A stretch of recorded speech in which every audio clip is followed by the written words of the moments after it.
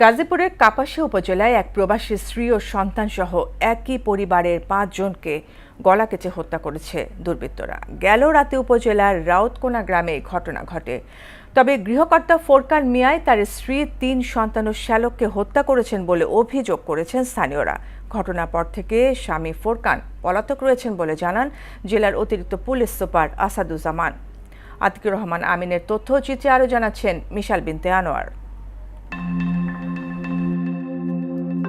গাজীপুরের কাপাসিয়ায় একই পরিবারের ৫ জনকে গলা কেটে হত্যা করেছে দুর্বৃত্তরা। ভোররাতে উপজেলার রাউতকোনা গ্রামে এই হত্যাকাণ্ডের ঘটনা ঘটে। নিহতরা হলেন রাউতকোনা গ্রামের প্রবাসী ফোরকান মিয়ার স্ত্রী, ৩ সন্তান এবং শ্যালক। ঘটনার পর ফোরকান মিয়া পলাতক রয়েছেন।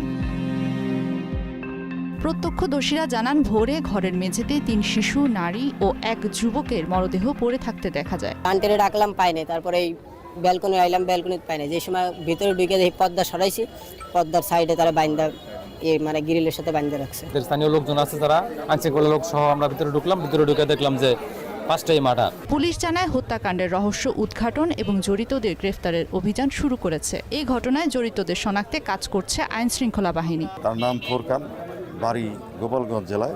তিনি এখানে পরিবার নিয়ে ভাড়া থাকতেন এবং তার পরিবারের মধ্যে তার স্ত্রী এবং ৩ সন্তান ছিল।